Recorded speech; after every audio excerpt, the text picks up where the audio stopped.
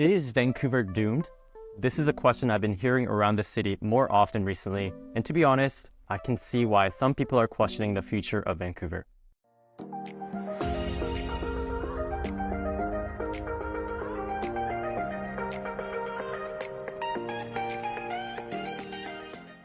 Hey, my name is Oakwyn. I've been living in Metro Vancouver for the last 15 years, and now I work as a realtor helping clients relocate and settle all around Metro Vancouver.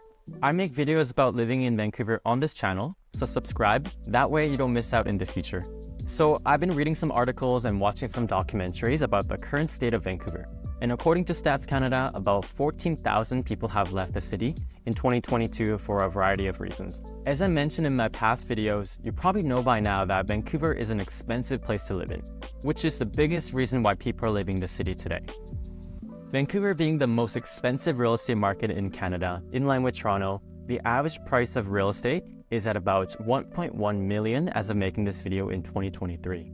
Now compare that to Alberta, where the average price of real estate is under 500,000, which is less than half of what it costs here in Vancouver to purchase real estate.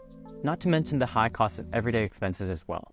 Vancouver has one of, if not the highest cost of living expenses in all of Canada, with high gas prices, insurance, rent, groceries, and more. As you can see from the affordability standpoint alone, many Vancouverites are choosing to move away so they can stretch their dollar.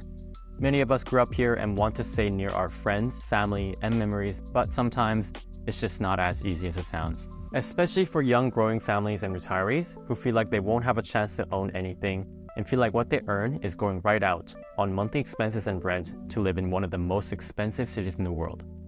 Despite all this, I think even those who complain about Vancouver still do recognize that Vancouver is a beautiful city with so much to offer like nature, weather, safety, quality of life, education, and more.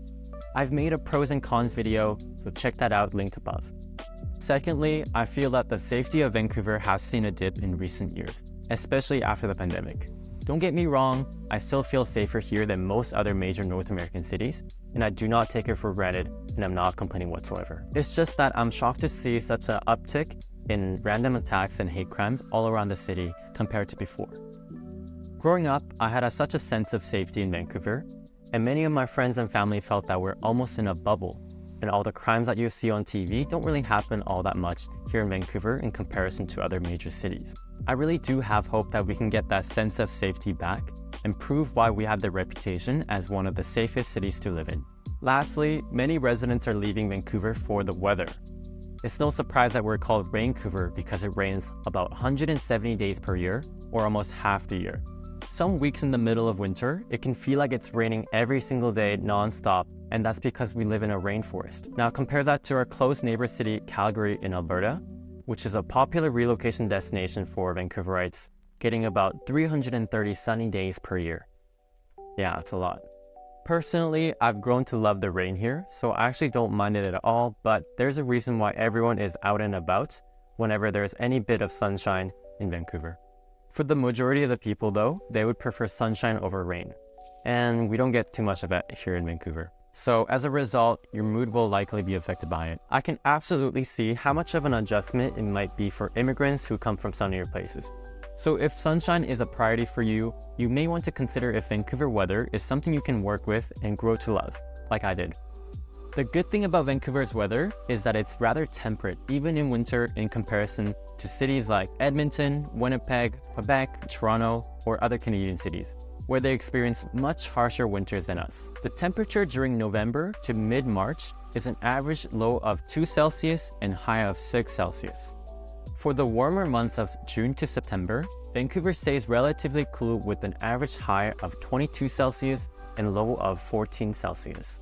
Now, we did see hotter summers and colder winters in the last couple of years, but even then, I would prefer Vancouver's weather over any other major Canadian city. So those were the 3 major reasons why people are leaving Vancouver, but it is still a great city for many, like myself, who choose to be here for all the great things that Vancouver has to offer.